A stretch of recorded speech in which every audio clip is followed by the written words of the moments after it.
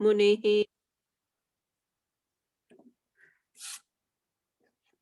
In what period and at what place was this first begun? And why was this taken up?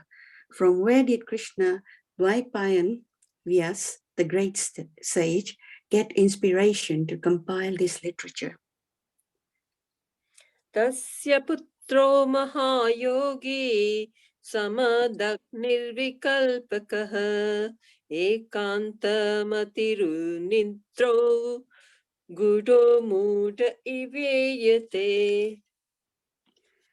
His, Vyasdev's son, was a great devotee, an equibalanced monist whose mind was always concentrated in monism. He was transcendental to mundane activities, but being unexposed, he appeared like an ignorant person. Drashtvanuyantam rushim atmajam adi nagnam devyaha hiya paridakuhu paridaturna sutasya chitram tadikshya pruchati muno jagadastavasti Stri Pumba Bida Nat Sutasya Vivikta Drashtehe. While Sri Vyasadeva was following his son, beautiful young damsel who were bathing naked, covered their bodies with cloth, although Sri Vyasadeva himself was not naked, but they had not done so when his son had passed. The sage inquired about this, and the young ladies replied that his son was purified, and when looking at them, made no distinction between male and female. But the sage made such distinctions. Kathamalakshitaha paurehi sampraptaha kurujangalan unmatamukha jagadvitva vicharana gajasa havaye. How was he, Srila Sukadev, the son of Vyas, recognized by the citizens when he entered the city of Hastinapur, Navili, often wandering in the provinces of Kuru and jungle, appearing like a madman, dumb and retarded? Katham va pandave yasya rajarshe muninasa samvadaha samabhutata yatresha satviti shrutihi. How did it so happen that King Parikshit made this great sage, making it possible for the transcendental essence of the Vedas, Bhagavatam, to be sung to him? Sagodohanamatram hi ruheshu grahamedinam avekshate mahabhagas tirthi kuvena tatastramam. He, Sukadev Goswami, was accustomed to stay at the door of the householder only long enough for the cow to be milked, and he did this just to sanctify the residence. Abhimanyu sutam sutta prahur bhagavato tamam tasya janma mahascharya karmani chagrahani naha. It is said that Maharaja Parikshit is a great first-class devotee of the Lord, and that his birth and activities are all wonderful. Please tell us, King. Sasamrat kasyava hetuh pandunam manavardhanaha prayopavishto gadkayam anadri dratya dirashtasriyam. He was a great emperor and possessed all the opulences of his acquired kingdom. He was so exalted that he was increasing the prestige of the dynasty. Why did he give everything to sit down on the bank of Ganges and fast until death? Namanti yat padaniket atmanah shivaya haniya dhanani shatravah katham saviraha sriyamagam dustyajam yuva evaiti utmashtu sahasubihi. He was such a great emperor that all his enemies would come and bow down at his feet and surrender all their wealth for their own benefit. He was full of youth and strength, and he possessed kingly opulences that were difficult to give up. Why did he want to give up everything, including his life? Ivaya lokasya bhuvaya putaye ya utam sloka parayana janaha jivanti na atma malthamaso parasrayam mumocha nirvid krutah kalevaram.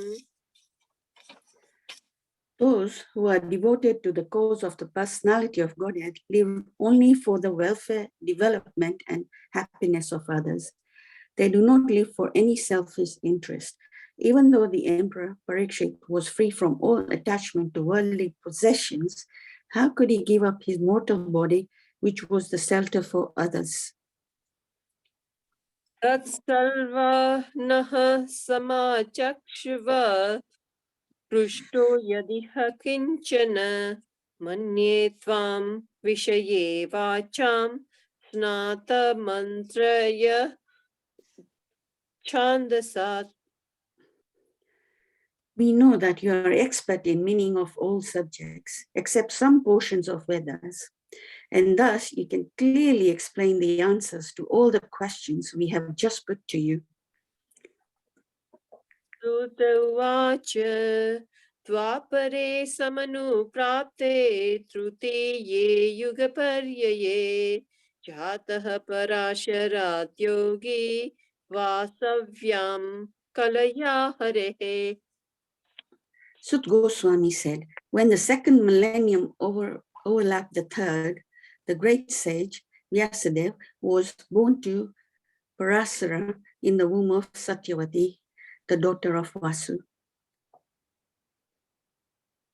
Sakadachit sarasvaya svatya upasprushya jalam shuchihi vivikta eka asena udite ravimandale. Once upon a time, he, Vasudeva, as the sun rose, took his morning ablution in the waters of Saraswati and sat alone to concentrate. Paravaragyaha sarushihi kalena vyakta rahansa yugadharma vyakti praptam bhuvi yuge yuge. The great sage Vasudeva saw anomalies in the duties of the millennium. This happens on the earth in different ages due to the unseen force of time. Hare Krishna. Hare Krishna. Thank you. Thank you, Pragya Mataji. Thank you. Naina Mataji. Thank you. I couldn't sleep. Oh, I can hear. You will not sleep. Can I request everybody to mute yourselves? Right. Okay. Thank you very much.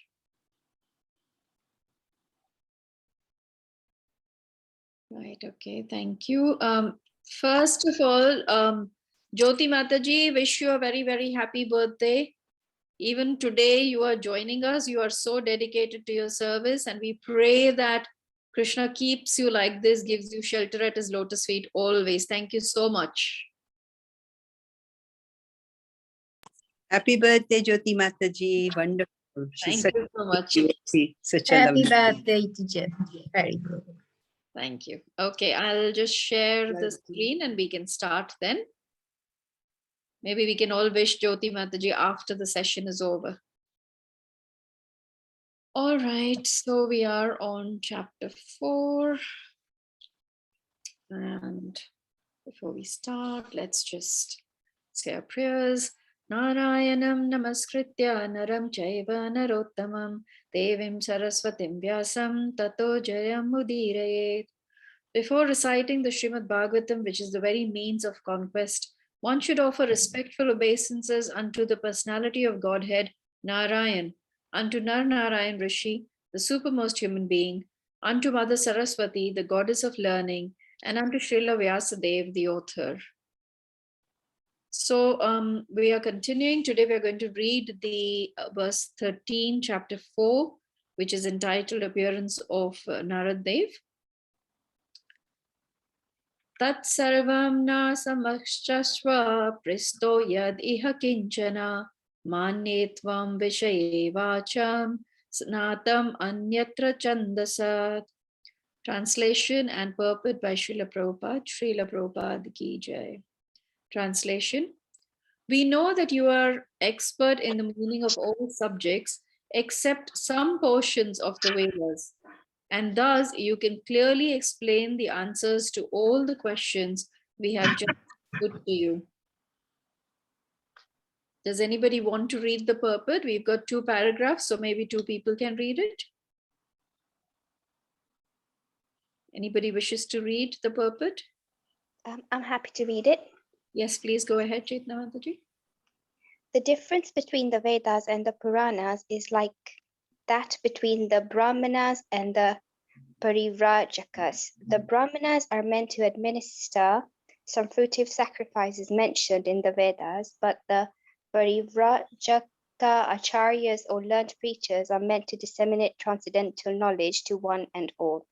As such, the Parivrachaka acharyas are not always expert in pronouncing the Vedic mantras, which are practiced systematically by accent and meter by the Brahmanas, who are meant for administering Vedic rites. Yet it should not be considered that Brahmanas are more important than the itinerant preachers. They are one and different simultaneously because they are meant for the same end in different ways. Thank you, Hare Krishna. Anybody else? Hare Krishna, shall I, Mataji? Surely, Mataji. Yeah. There is no difference also between the Vedic mantras and what is explained in the Puranas and Itihasas. According to Sri Jiva Goswami, it is mentioned in the Mahānandina Shruti, that all the Vedas, namely the Sama, Atharva, Rig, Yajur, Purana, Itihasas, Upanishads, etc., are emanations from the breathing of the Supreme Being. The only difference is that the Vedic mantras are mostly begun with pranava omkara, and it requires some training to practice the metric pronunciation of the Vedic mantras, but that does not mean that Srimad Bhagavatam is of less importance than the Vedic mantras. On the contrary, it is the ripened fruit of all the Vedas, as stated before. Besides that, the most perfectly liberated soul, Srila Sukadeva Goswami, is observed in the studies of the Bhagavatam, although he is already self-realized. Srila Sutta Goswami, following the footsteps, and therefore his position is not the least less important because he is not expert in chanting Vedic mantras with metric pronunciation, which depends more on practice than actual realization. Realization is more important than parrot-like chanting. Hare Krishna. Thank you, Joli Thank Mataji. you. Thank you so much. Om Ajnanatimirandasya Gyananjana Shalakaya चक्षुरुन्मिलितं येन तस्मै श्रीगुरुवे नमः। हे कृष्णा करुणा सिन्धु दीनबन्धु जगत्पते गोपेशा गोपिका कान्ता राधाकान्ता नमोऽस्तुते। तप्तकाञ्चन गौराङ्गी राधे वृन्दावनेश्वरी वृषभानुसुते देवी प्रणमामि हरिप्रिये। वाञ्छकल्पतरुभ्यश्च कृपा सिन्धुभ एव च पतितानां पावनेभ्यो वैष्णवेभ्यो नमो नमः। जय श्री कृष्ण चैतन्य प्रभु नित्यानंद श्री अद्वैत गदाधर श्रीवासदि गौर भक्तवृंद। हरे कृष्णा कृष्ण कृष्ण हरे हरे, हरे राम राम राम हरे हरे। नम ओं विष्णुपदाय कृष्ण प्रस्थाय भूतले श्रीमते भक्तिवेदांत स्वामीति नामिने। नमस्ते सरस्वती देवे गौरवाणी प्रचारिणे निर्विशेष शून्यवादी पाश्चात्देशतारिणे। नम ओं विष्णुपदाय कृष्ण प्रस्थाय भूतले श्रीमते रघुनाथ स्वामीति नामिने। नमस्ते सरस्वती देवे गौरवाणी प्रचारिणे निर्विशेष शून्यवादी पाश्चात्देशतारिणे। So thank you for joining. Very, very interesting verse. When I first read it, I thought, I don't know what I'm going to speak on this verse because it is very interesting, but at the same time, very profound. A lot to actually think about. I'm just going to read the translation again. We know that you are expert in the meaning of all subjects, except some portions of the Vedas. And thus you can clearly explain the answers to all the questions we have just put to you. So here the theme is that you are an expert, but you don't know some portions of the Vedas. Very interesting the way it has been put. So before we go deeper into the verse, I thought we'll start our session today with a story, because this story actually fits in with the theme of being an expert, but not being an expert in everything.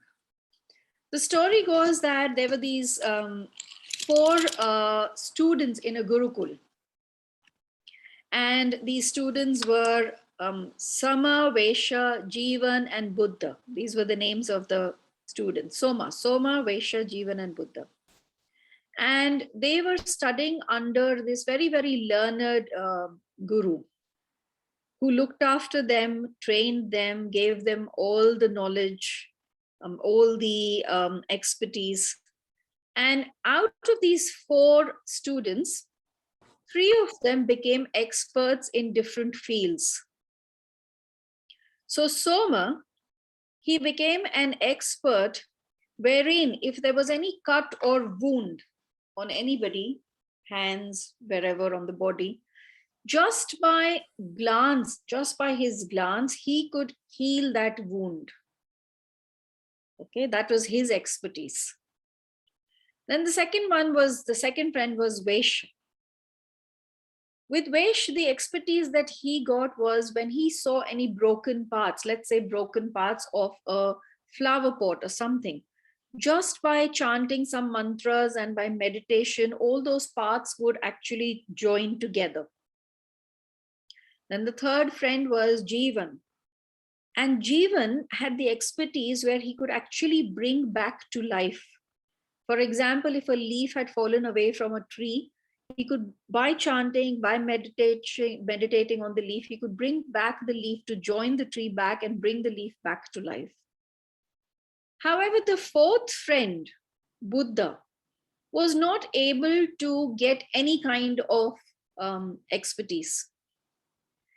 And so all these four, amongst these four, the three who were expert at things would consider Buddha to be a little less than them, and they would make fun of him sometimes. So Buddha once went to his teacher and he asked him, what is common sense? So the teacher explained what common sense is, and he gave him one sutra. And he said, think first and act later. That is common sense. And Buddha made that sutra his life. So although he was not an expert, he became an expert in common sense. After a few months, when the boys had, gained knowledge and thought that, they have achieved what they wanted to hear at the Gurukul. So the three friends, Soma, Vesha, and Jivan, decided that now they want to expand their horizons. They want to go and try and test their knowledge, go into the cities, go far and wide, and learn more and become more knowledgeable. So they decided, with the blessings of their Guruji, that they should now leave the Gurukul and travel. They decided to take their friend Buddha with them out of compassion, thinking if we leave him behind, who will look after him? So the four friends decided to go to the cities. From the Gurukul to the city, they had to pass through a forest. When they were going through the forest, they came across an area which was kind of looked safe to take rest. They happened to find the skeletons, the bones, the skeleton of which they understood that it is of a lion, but those bones and skeletons were scattered around. Now, hearing, the friend said, this is where we are going to test our knowledge. This is the best place. What better than to test our knowledge here? Buddha did warn them. He said, Guruji has said, think first and act later. So think what you are planning to do. But the three friends again dismissed him, like we discussed earlier, that they didn't think very highly of him. So they dismissed him. So Buddha said to them, before you start testing your knowledge, give me time to at least climb up on the tree. And from the tree, I can then judge who is the best amongst you. So although he warned them, when they didn't listen, he was dismissed and he went and sat on this tree. So the first friend, Soma, then what he did is, because he could, heal a cut or a wound or whatever, he actually got the scattered bones and skeleton together, in the sense that, he kind of joined the pieces because he could heal them. The second friend, Vesha, then he chanted his mantras and whatever else, and he tried to, grow like the body, in the sense, give flesh and hair and nails and everything that should be on a lion. And the third friend, Jivan, because he could bring things to life, if somebody is dead, he could bring that back to life. So he chanted mantras and meditated, and he brought the lion back to life. And lo and behold, the lion was back to life. The friends were very happy that we have passed the test of our expertise. But as soon as the lion came back to life, obviously the lion did what it is inherent nature, and he killed all these three friends. Now, the moral of the story is that we may be experts in some things, but unless we understand everything and put the whole picture together, we will not be able to progress, whether in our material life or spiritual life. We may have wisdom, we may have knowledge, we may have expertise, and all that, of course, is very important.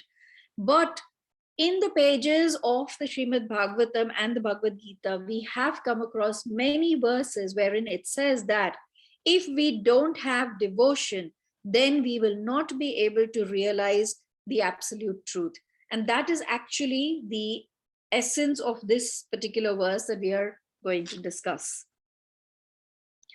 So in the first line of the purport, Prabhupada says that the difference between the Vedas and the Puranas is like that between the Brahmanas and the Parivrachakas. So both the Vedas and the Puranas are obviously very, very important religious scriptures. However, there are some differences. There are some obvious differences. There are some not so obvious differences. Like we know that we have the four Vedas, but in the Puranas, we have got 18 Puranas. The Vedas are Shruti. So that means it is spoken, and that's how it is remembered like that. It's Shruti. The Puranas come from remembrance. That means it is Smriti. The Vedas generally discuss various mantras, what benedictions one can get by chanting different mantras, what are different rituals, ceremonies, sacrifices, all of those kind of things. The Puranas, they include different kinds of topics like cosmology, medicine, demigods, sages, stories about demigods, or stories about the Lord and the devotees. So the Puranas is slightly, it's different to the Vedas. However, the point that Prabhupada is making in the purport is both are important. One cannot say that this is less important than that. They both have their certain rules or certain needs. So like how you need the Vedas or you need the Puranas, same way the Brahmanas and the Parivrachakas have different roles to fulfill. The Brahmanas help in conducting various fruitive sacrifices and Vedic rituals. The Parivrachakas, and Prabhupada explains this, that Parivrachaka means wandering. So Parivrachaka acharyas, those who are wandering teachers. So we've all studied the Karma Yoga chapter in the Bhagavad Gita, the third chapter of the Bhagavad Gita, where we tried to understand the yoga ladder. The yoga ladder is telling us or teaching us where one may be on this yoga ladder of achieving the supreme. So based on where one may be, one then takes to spiritual life in that consciousness.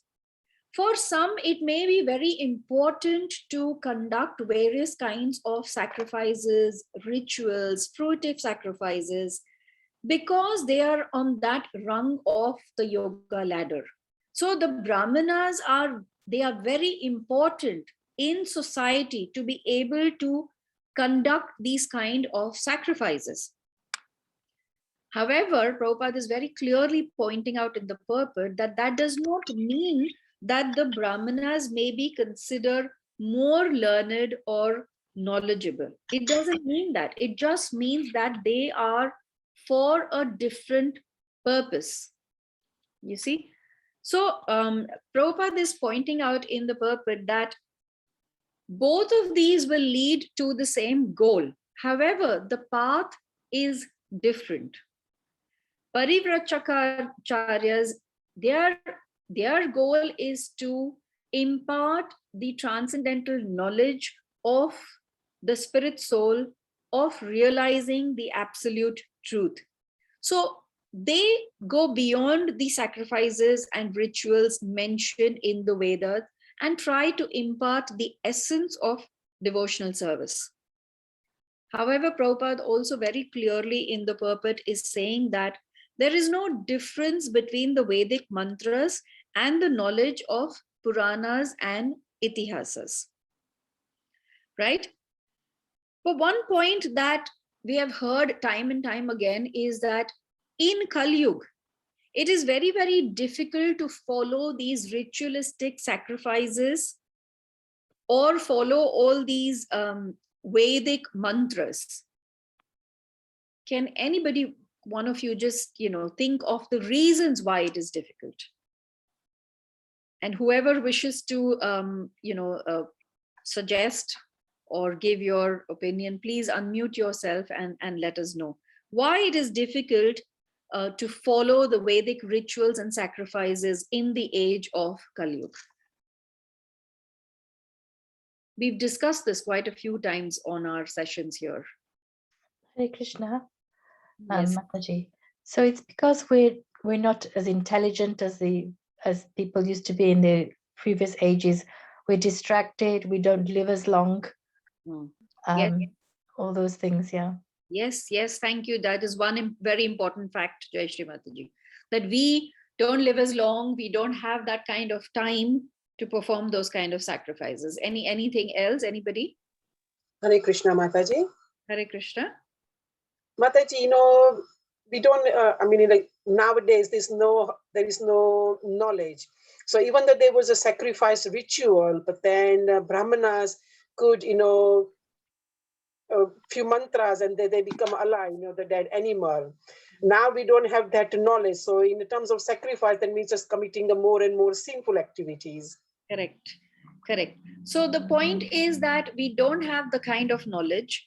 We don't actually even have those kind of Brahmanas who are able to chant the mantras with the correct pronunciation and meter. See, in the purport, Prabhupada is stressing about how the meter is very important, how the pronunciation is very important. Sanskrit words, if you see, the moment you change the R to A, the whole meaning can change. And in the future chapters and discussion of the Bhagavatam, we will read about how just by pronouncing the wrong mantras, the whole sacrifice took on a completely different picture. I don't want to go into that story now because we will study that eventually. But so Prabhupada is saying that unless you have the correct pronunciation, the correct meter, then actually you are reciting the Vedic mantras wrong.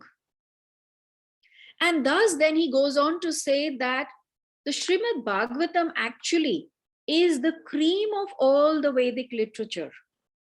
And that is why studying the Srimad Bhagavatam is the most important activity that each of us will do in the Kali Yuga.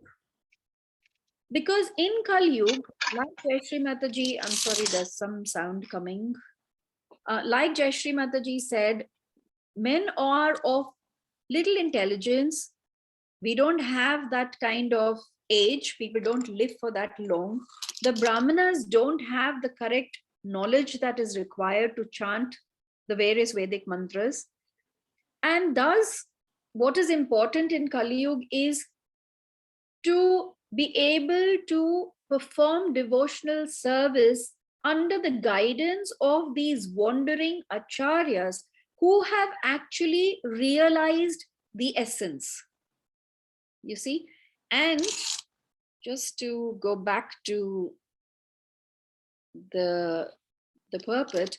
So here it says that the last few lines, Srila Sukadev Goswami is absorbed in the studies of the Bhagavatam, although he's already self-realized. And what Prabhupada is saying here is that Srila Sutta Goswami is following in his footsteps. And in the last statement, Prabhupada says, realization is more important than parrot-like chanting. So why is Sutta Goswami the most qualified sage in the forest of Naimisharanya to impart the knowledge of the Bhagavatam? And we have these answers in the Bhagavatam itself.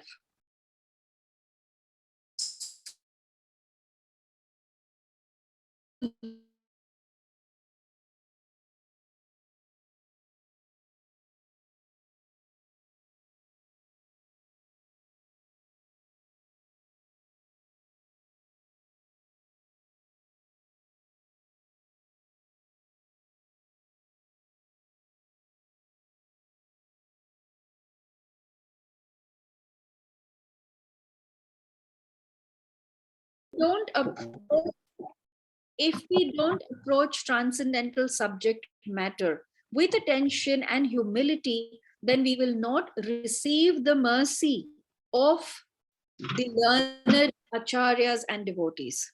So here, Sutta Goswami says, I heard him with rapt attention, and thus by his mercy, I learned the Bhagavatam. So these are the 2 points, rapt attention, and then you get the mercy. The other 2 important points. Now I shall try to make you hear the very same thing. So Sutta Goswami is going to repeat exactly what he has heard without making any additions or subtractions to it. So he's repeating what he has heard. So the last line in Sanskrit, I really like this this verse and the last line here. He says, Yatha ditam yatha mati. So I am repeating what I have heard from him and as I have realized it. You see, Prabhupada also is saying that rather than parrot-like chanting, one should realizing a message, realizing what the scripture is saying, much more important than parrot-like chanting. And that is why Sutta Goswami is qualified to speak to all of these sages that have gathered there. And then the next verse, which is again, there are many such verses in the Bhagavatam, but I've just picked up 2 verses to kind of talk about who is qualified to speak the Bhagavatam, who is qualified to receive the message of the Bhagavatam, and who is qualified to give the message of the Bhagavatam. So here, this is prayers of Prahlada Maharaj. 7th canto, 9th chapter, 9th verse. Prahlada Maharaj says, Prahlada Maharaj continued, one may possess wealth, an aristocratic family, beauty, austerity, education, sensory expertise, luster, influence, physical strength, diligence, intelligence, and mystic yogic power. But I think that even by all these qualifications, one cannot satisfy the Supreme Personality of Godhead. However, one can satisfy the Lord simply by devotional service. Gajendra did this, and thus the Lord was satisfied. So very clearly, Prahlada Maharaj has actually listed down so many things, all kinds of material qualifications, but none of these material qualifications or disqualification can be a hindrance to your spiritual realization, because for that you simply need devotional service. And how apt that he's giving the example of Gajendra, who was but an animal.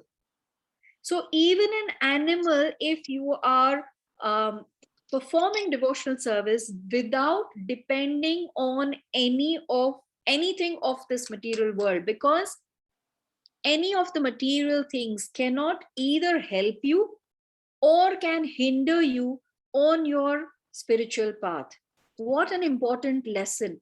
Sometimes people say, that I'm so poor, I don't have the time for this because I'm so busy looking after, the needs, which of course is important. But here it is very clearly being said, whether you have wealth, beauty, opulence, that will not actually make you progress to your spiritual path, or not having any of them will not hinder you, because spiritualism or devotional service is beyond all these things. Devotional service actually is from the transcendental world, and thus nothing can stop us. Anyways, so Sutta Goswami had all these qualities, and thus he was absolutely qualified to speak on the Bhagavatam. So I will just stop here and end the discussion here by saying that one does not need to be an expert in everything. For devotion or for devotional service, one only needs to be an expert in being the servant of the servant of the servant of the Lord. And if one is able to do that and surrender to the Lord, then one becomes qualified to walk on the spiritual path, and in fact to take as many people together on the spiritual path as well. So thank you very much. I'll stop here, and if there are any questions or comments, corrections maybe, or realizations, it'll be nice if we all could share our realizations, because it is quite a instructive verse.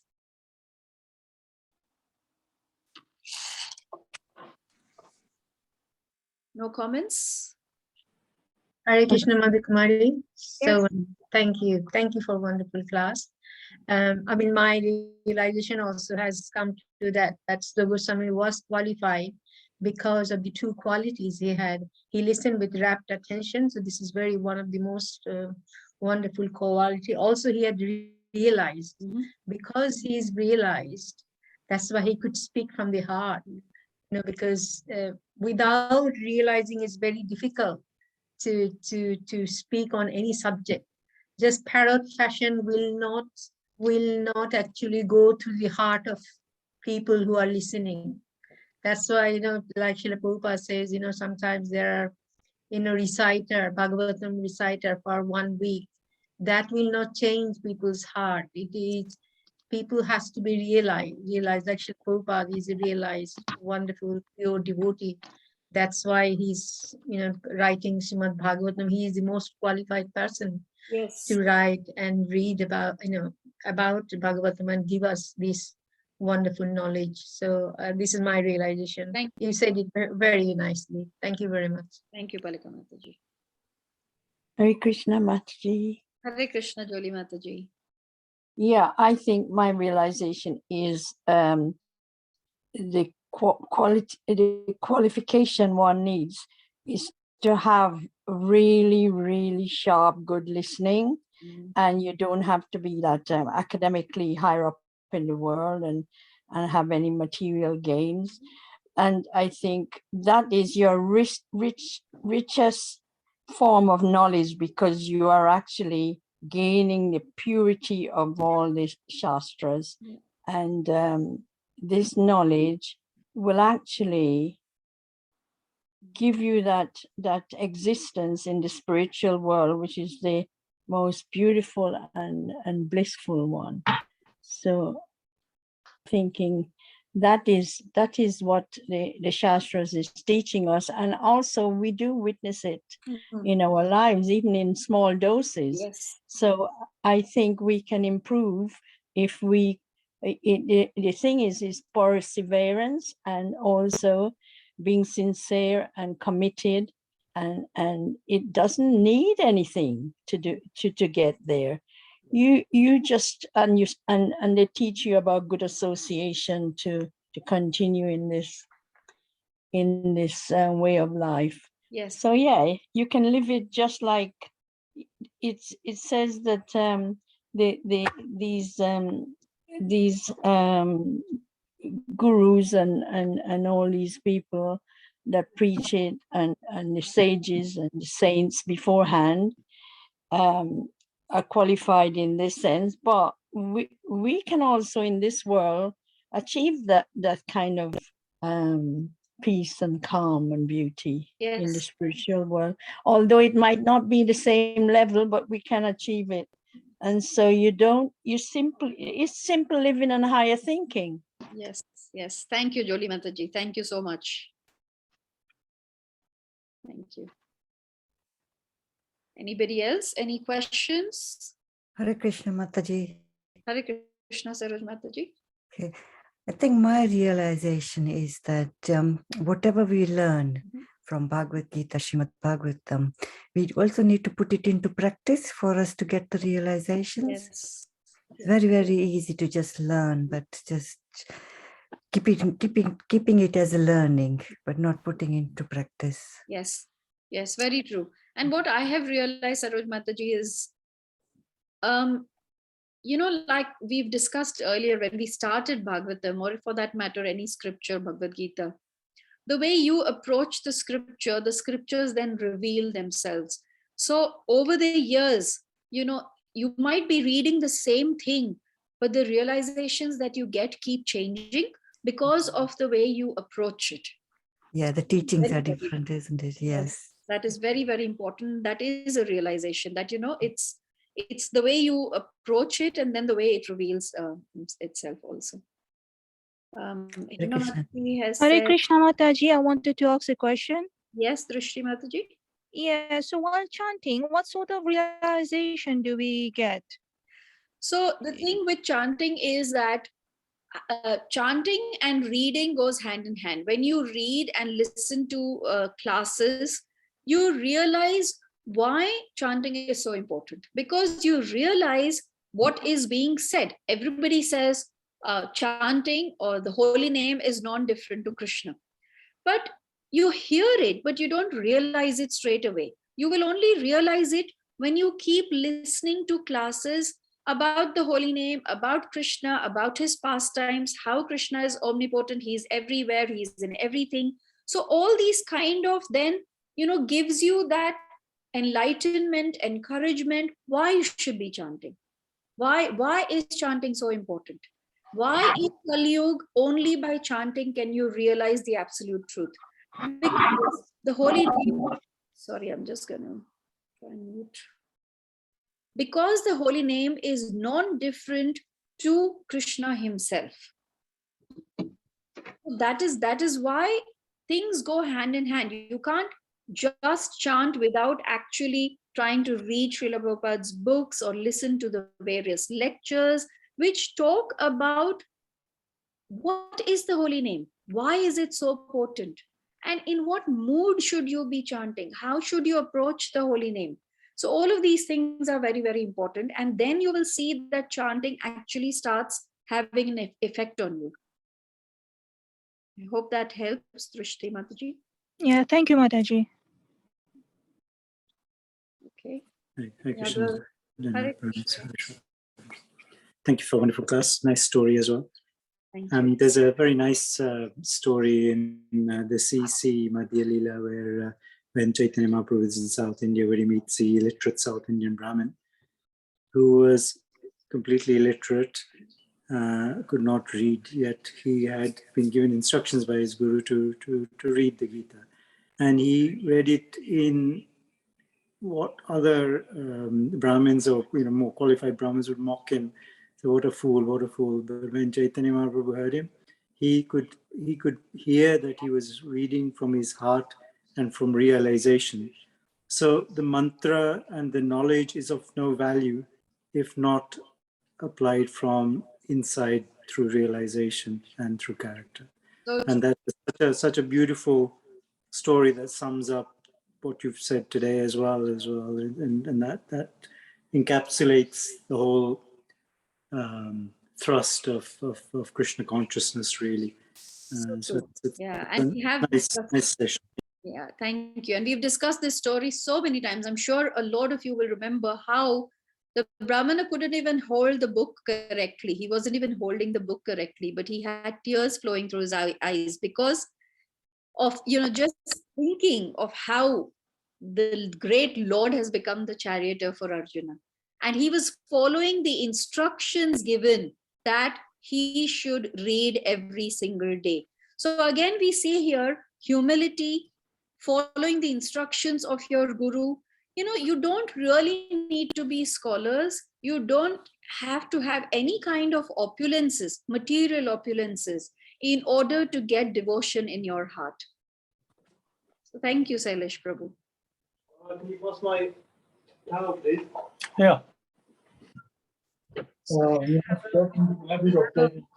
I'm just going to try and mute. Oh, it's all right. Okay. Got loads of comments over here, but give me one. That's what mute. Oh, Mataji, that story, although you said you weren't prepared and you didn't want to say, it actually captured the whole verse and the essence of the message that one should take away today. Is so beautiful. I like the Buddha figure because his friends were all, thinking the same that we're discussing now, that it's only important to be clever and creative in the material sense, but not in the spiritual sense. And his simple way of managing life was it paid off big time, and he got the highest prasadam and the sweetest prasadam in the end. So that was lovely. Thank you. Thank you. And the story that Prabhu had just mentioned, I think that is a story that see me through carrying on and learning more and having the knowledge that's most important, instead of just seeking material opulence and ending up in a real distressed state and clambering for survival in a way. So yeah, it's really useless that way of thinking. So I love today's class. It's so special. Thank you. Thank you, Joli Mataji. I'll just share some comments that have come on chat. Hema Mataji said, benefit of hearing with rapt attention was shown in Dundukari and Gocharan's pastime. Mataji, that story is also one of my favorite stories. Dundukari and Gocharan. Thank you for sharing and reminding us. I'm not sure if everybody remembers the story, but we have shared it on this session. So I hope everybody remembers. Namrata Mataji says, I feel I don't remember everything that I listen. None of us do, Namrata Mataji. I can speak for myself. I don't. But you mentioned listening and devotion will help us to get there. Yes, we constantly keep listening. Very clearly, it says in Kali Yuga, we have very short memory. So we are not going to remember everything. But I'll tell you one thing, when something touches your heart and when you realize something, then you will remember it. Then you will never forget it. So that is so important. Slowly, you start realizing things and then it touches your heart and then you don't forget it. And I'll give you one example. I'll share this with you. I don't like to share this on a public forum, but I am going to share it because it is so special. So I've had some difficulties in the past couple of weeks and like really, really big difficulties. But there was one verse that was shared, by somebody, and I have made that verse my sutra. I hope I find it, but if I don't find it, I will just say it by memory. So that verse is Sada Santushta Manasha Sarve Shiva Mani Disha Sarkara Kantako Dibyo Yathopanaet Pada Shiva. So it means Sada Santushta Manasa. Sada is always. Santushta Manasa means somebody who is peaceful. Sarve Shiva Mani Disha. Everywhere Shiva Mani is auspicious. Disha means in all directions, everything is auspicious for a person who is santusht, who is content. The analogy then given is same way as a person who has put on the proper kind of shoes. For him, whether he walks on the thorns or pebbles or stones, nothing will hurt him. So in that sense, putting on shoes is auspicious. Same way, if one is santushta, then everything is auspicious. Now, I have read this verse even before, but that realization did not obviously come. And even now, it's not fully there. But when I went through difficulties and then when this verse was recited, and then I just see right now, I've just learned it by heart because it just makes me realize things and makes me think that, yes, what is the use of worrying? I should just be satisfied with what is happening, accepting it as the Lord's mercy. So realizing, yes, Namrata Mataji, whether we don't remember things, but we keep listening and we try to realize it and put it in practice. Hema Mataji says, we wouldn't have realization unless the material noise is cleansed so that we can hear from our Paramatma. Chanting helps us to clean this pollution of our soul. So true, Hema Mataji. Absolutely wonderful, your sharing. Wonderful thought. Thank you. And then I have a message from Surabhi Mataji, just a general question on topic of devotion. Faith and devotion are interlinked. Can devotion towards anyone or anything exist without wavering faith or less faith? Interesting question. I'm not sure if I have, and I'm not even sure what the correct answer for this is. But Prabhupada says that sometimes you have to practice some things even if you don't have it within you.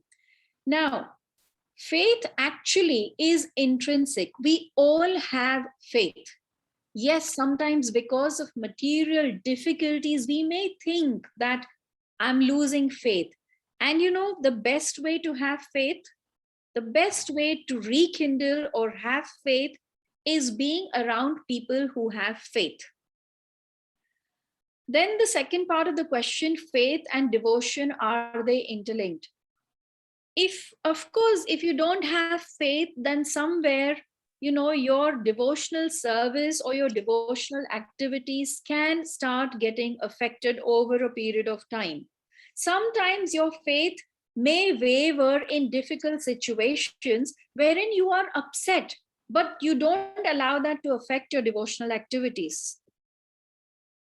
But If that happens continuously for a long period of time, then yes, it will start affecting your devotion. And that is why we constantly talk about association, taking all these things are important every single day. Why is it that we say that sadhana or practiced devotional activities is important? Because I speak for myself again, I have not reached that stage where I have developed unwavering faith, where I know nothing will shake my faith. That is the stage of a pure devotee, and I am not at that stage. And that is why I need this support from devotees, from Srila Prabhupada's books and his purpose, from listening to various lectures, which wherever my faith wavers and thus my devotion may waver, I can listen and take help from that. So I hope this helps you, Surubi Mataji. All right. If there are no more questions or comments. Yes, Pragna Mataji, you raised your hand. Yes. Yes, I just wanted to say something that what we discussed, how I understand that we just discussed that how can we realize. So we just say that we realized by listening with rapt attention. Then the question may arise that how can we listen with rapt attention? And I just remember one of the verse that Abhyasena Tukonteya, that by practicing again and again and again, we can develop the ability, and also we can apply the same thing to our chanting as well, that although we cannot chant with focus, but if we keep doing abhyasa, if we keep practicing again and again and again, then maybe we will develop the rasa for the chanting. That is so true, Pragya Mataji. Thank you so much for sharing your realization and the verse from the Gita. Thank you very much. Wonderful. Wonderful. Okay, before we go again, we would all like to wish Jyoti Mataji a very, very happy birthday. Thank you so much for your dedicated service. We wouldn't know what to do without all these YouTube videos. So you're doing a wonderful, wonderful service, Mataji. Thank you very much. I'm sure everybody shares the same sentiment as me. We all really pray that you always get shelter at the Lord's lotus feet and continue your dedicated service and move ahead in your spiritual life. Thank you.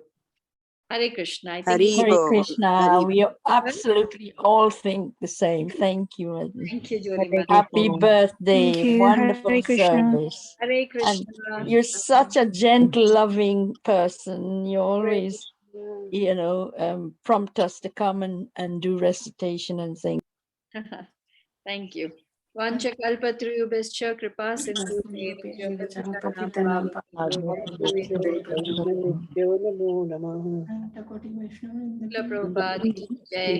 Thank you.